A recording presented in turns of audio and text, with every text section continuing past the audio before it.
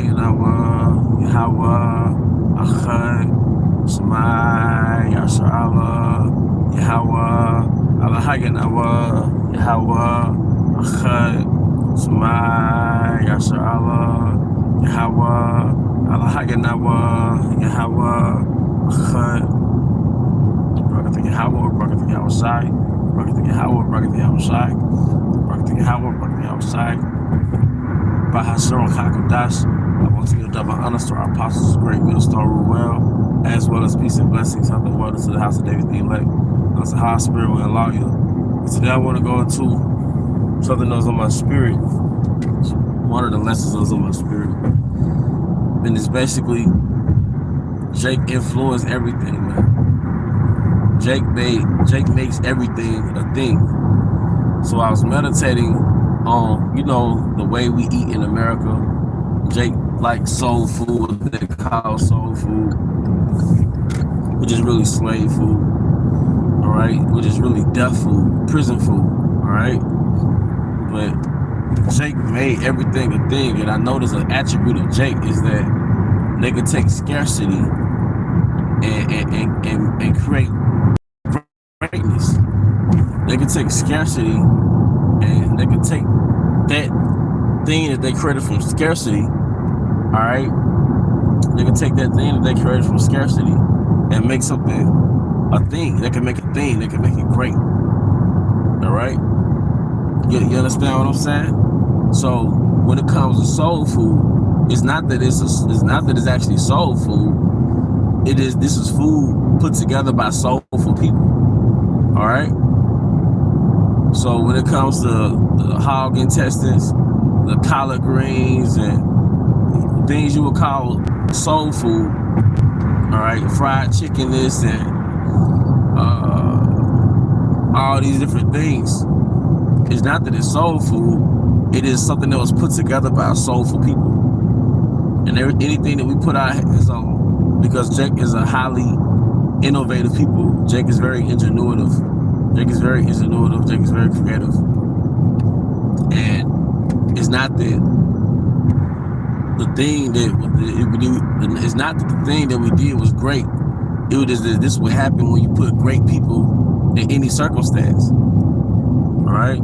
So if you look at our attributes in America, all right, look how many things we invented. But even when it comes to something negative, we took something negative and made it a thing. We made it a thing. We made it a trend. We made it a fashion. We made it a style. All right? So the first thing I could think of is our diet. Jake took discards from Esau, Edom, the oppressor, and made those discards a delicacy to this day, 300 years later, 400 years later. Jake took discards and made it a delicacy. Okay? So it's not that it's soul food, but Jake took food that we call soul food, but it's really food recipes put together by very soulful people. Okay? This is the nature of your people. All right? Fast forward 2024. Jake took the curses and made it trending. All right? The scripture says thy wife should be a harlot in the city, but Eve made it cool to be a harlot. Sexy Red, the Glorrillas, Cardi B's, they're harlots. The archetype that they represent is a harlot. But look how much influence their harlotry and their harlot mindset behind the mic has on other Israelite women and foreign women. Thy wife should be a harlot in the city. And we made that trending. You see? So how much more when Eve gets her glory back and gets her order back, and she's actually in the stead of a princess. Everybody's going to want to be Eve on the right hand because everybody wants to be Eve on the left hand. Eve hates herself. So-called black woman hates herself. And people still are influenced by how she moves, man. Twerking. Edomites want to twerk. They got that shit from Eve. You know? They got that shit from Eve, man. Shalom, shalom. That scripture also says, thy sons and daughters shall fall by the sword, meaning your son's gonna be getting put to death in drive-bys, gang wars. All right, he's gonna have ops. He's gonna be 14, 15 gangs. But guess what? We made that a thing. Hence, drill rap. You rapping about doing missions to the point where they drill rapping in the UK. This shit started in Chicago. So when people say that son shall fall by the sword, roughly paraphrasing, your son is gonna die with a baby face, not even fully developed physically. That's a thing. Niggas rapping about it. It's trending to the point where they drill rapping in the Middle East. They drill rapping in the UK. It's a trend. They gang banging in the UK. We took bullshit and made it a thing. We took going to prison a thing. Don't you know that the underdog of a race is a thug? A street dude was not supposed to be like a commendable thing. But now the underdog, the outcast of a race, that's trending. So to be a degenerate, to be a bum, to be a thug, to be a street dude, that's actually like some shit that's sought out there. You know? Same thing with whores. The Lil Kims, the Foxy Browns, the Cardi B's. Being a whore was supposed to be really the legacy of slavery. Like, it's supposed to be the product of a broken family. That's supposed to be a sign like your race, that's the part of your race is doing bad, you see? Off the grid type, that's not supposed to be trending. So Jake took the curses and made it trending. You see? That eye should have an evil, you should have an evil eye towards the wife or your bosom. She have an evil eye towards you. That's trending. Eve rapping about fuck niggas, like I hate niggas, fuck a nigga. But even niggas like they song, man. You know, it's trending. The curses is trending. Growing up poor is not supposed to be cool. But Jake be rapping about poverty. Jake be in poverty, rapping about poverty. Jake be in the hood, rapping about the hood. Now, it's cool to grow up poor and say, I grew up in this particular hood. You would think it'd be embarrassing to say, I grew up on the west side of somewhere, or I grew up in these projects. No, that's cool to say that shit. You get little points for saying that shit. A nigga will respect you more if you grew up from a dangerous neighborhood, man. You went to jail a couple times. It's the curses. You know? So even in the curses, even things that were set up to oppress us, Jake made that shit popping. Jake be in prison on TikTok, having fashion shows in prison. Jake had water games in prison. Jake be in prison rapping.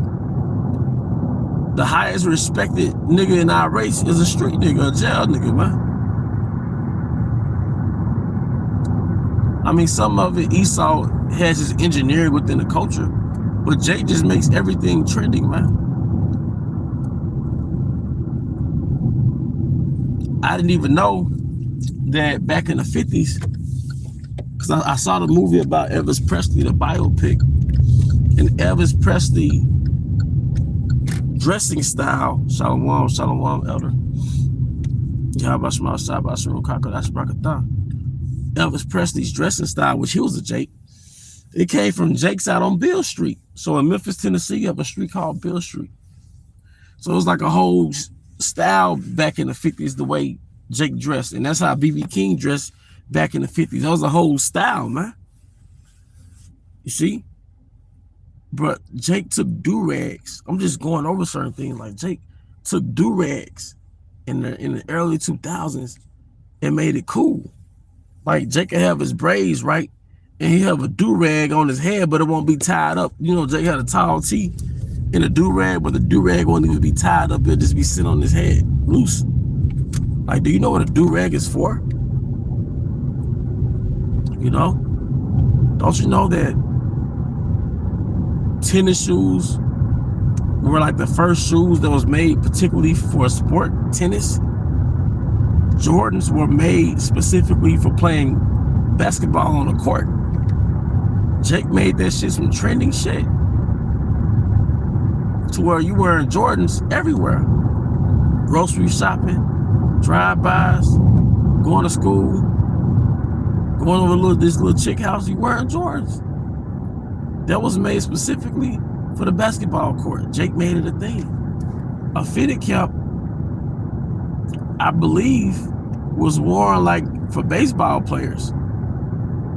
Oh, look at these deer. I can't show it because I'm driving, but it's a bunch of deer out here, man. All right. But Jake made fitted caps cool.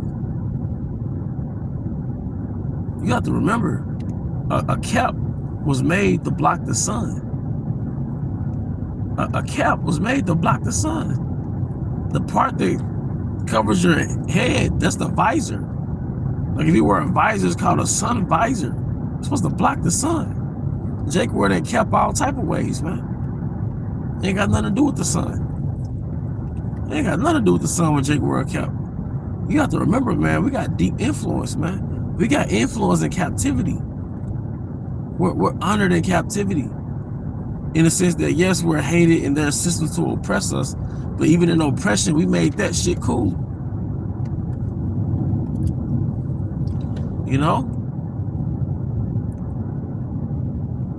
Like when Esau infiltrated gangs, and he killed the leaders and he incarcerated a lot of leaders. A lot of leaders were Freemasons or whatever. I don't think even Esau knew that Jake would make it a thing like this, though. You know? You know?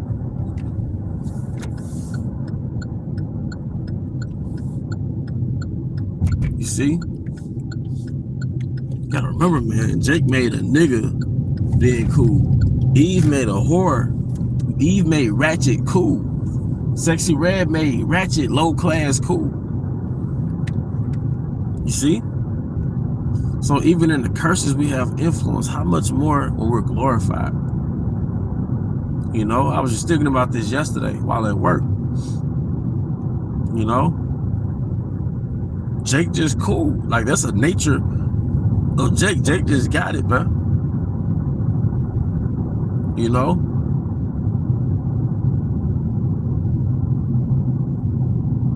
Jake made name brand a thing, you know?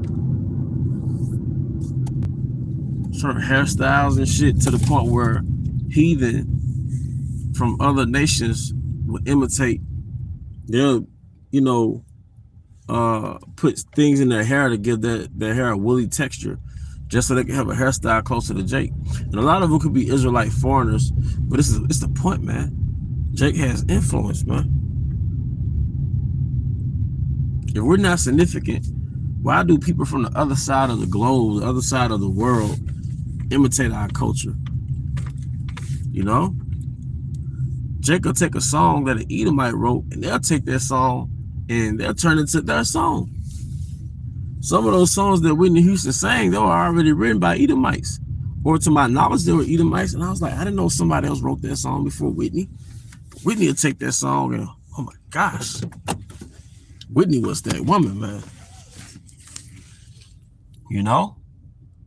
So Jake has influence. And I noticed with Jake can take scraps and make it a thing, man. You know? So how much more of the kingdom? We're really going to be the influence and authority in the planet Earth under Yahweh B'Shem HaMashiach. Hey, with that, to the next time, Shalom.